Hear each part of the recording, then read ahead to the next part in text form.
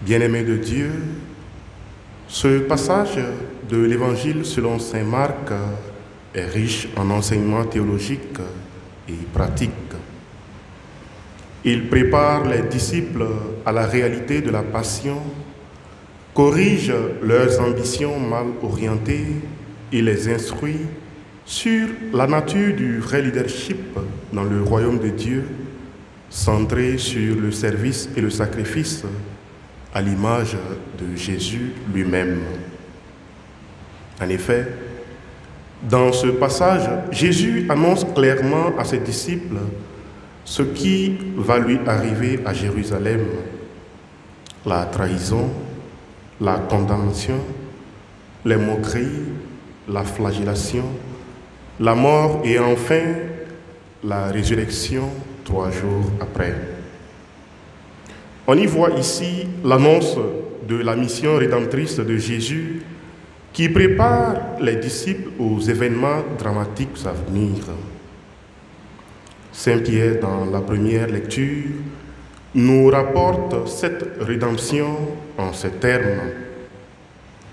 Ce n'est pas par des biens corruptibles, l'argent ou l'or, que vous avez été rachetés de la conduite superficielle héritée de vos pères, mais c'est par un sang précieux. Ce sang qui a coulé sur la croix, ce sang si précieux répandu en rémission des péchés pour racheter la multitude des hommes. Par la suite, saint Marc nous rapporte que Jacques et Jean, malgré l'annonce de la passion, demandent à Jésus de leur accorder des places d'honneur dans sa gloire. Cette demande révèle leur incompréhension de la nature du royaume de Dieu et de la mission de Jésus. Ils pensent encore en termes de pouvoir et de prestige humain. La réaction des 10 autres disciples qui s'indignent contre Jacques et Jean donne à Jésus l'occasion de clarifier la différence entre le pouvoir tel qu'il est compris dans le monde et tel qu'il doit être compris parmi ses disciples.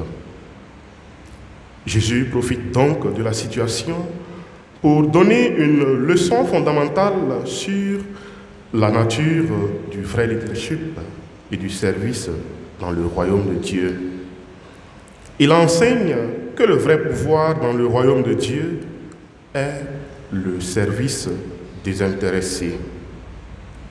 Contrairement aux chefs des nations qui exercent leur pouvoir avec autorité, Jésus appelle ses disciples à être des serviteurs. Comme il le dit, vous le savez, ceux que l'on regarde comme chefs des nations les commandent à maître. Les grands leur font sentir leur pouvoir. Parmi vous, il ne doit pas être ainsi. Celui qui veut devenir grand parmi vous sera votre serviteur. Cela revient à dire que la grandeur dans le royaume de Dieu est liée à l'humilité et au service des autres. Et c'est en obéissant à la vérité, qui en réalité est Jésus lui-même, que nous aurons purifié nos âmes pour nous aimer et nous servir mutuellement comme des frères. S'agissant d'amour et de service, Jésus se présente comme le modèle ultime de cette attitude de service et de sacrifice. Il déclare qu'il est venu non pour être servi, mais pour servir et donner sa vie en rançon pour la multitude. Ainsi, Jésus, en parlant du baptême qu'il doit subir, faisait référence à ses souffrances à venir. Il demande à Jacques et à Jean s'ils peuvent partager ce baptême, ce qui souligne la dimension de participation à ses souffrances comme condition pour partager sa gloire. Cela évoque également l'idée de la participation des disciples à la mission et aux souffrances de Jésus. Quant à nous, baptisés, nous partageons la vertu du Christ par le biais de son baptême.